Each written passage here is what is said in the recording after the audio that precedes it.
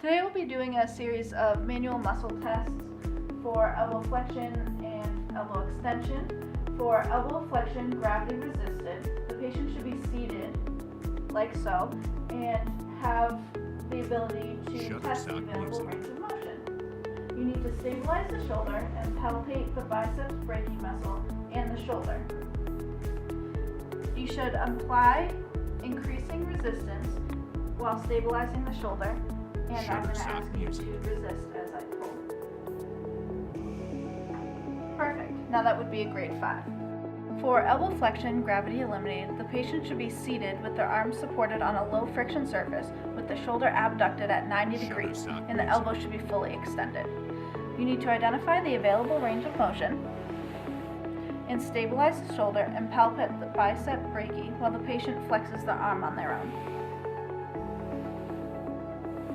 Shutterstock music. So for elbow flexion pronation, gravity resisted, the patient should be in a seated position with the arm pronated, access to the available range of motion. Shutterstock You need to stabilize the shoulder and palpate the brachialis muscle medial to the biceps attachment. Palpate the brachioradialis just distal to the lateral epicondyle.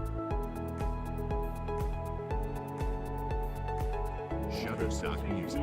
We need to increase resistance proximal to the wrist in the direction of elbow extension. Perfect. That would be a grade 5. For elbow extension, gravity resisted, the patient should be laying on their back, their shoulders should be flexed to 90 degrees, and the elbow should be fully flexed and the forearm fully supinated. You should assess the available range of motion. You need to stabilize the lateral shoulder, palpate the biceps brachii, and so they should extend their arm straight up in the air on their own. The arm should be brought back to slight elbow flexion. I'm going to apply increasing resistance to the wrist in the direction of elbow flexion as I stabilize the shoulder. Perfect. That would be a grade 5.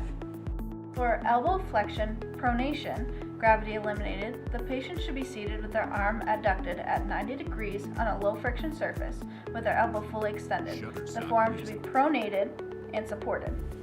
You need to stabilize the shoulder and palpate the brachioradialis distal to the lateral epicondyle. The patient should flex their arm on their own while palpation happens.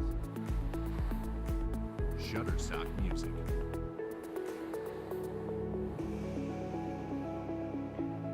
For elbow extension, gravity eliminated, the person should be seated with their arms supported on a low friction surface with their shoulder abductor at 90 degrees with the elbow flexed and the forearm supinated.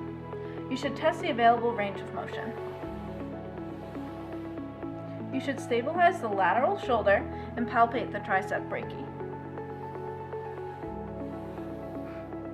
Shutterstock music. For forearm pronation, gravity resisted, the patient should be seated and the elbow flexed at 90 degrees, and the forearm should be fully supinated. You should access the available range of motion. Shutterstock music. You need to stabilize the intralateral aspect of the humerus and palpate the pronator carried by the proximal third of the anterior forearm. You should increase resistance being applied on the palmar surface of the radius and the dorsal surface of the ulna in the direction of supination. Good. That would be a grade 5.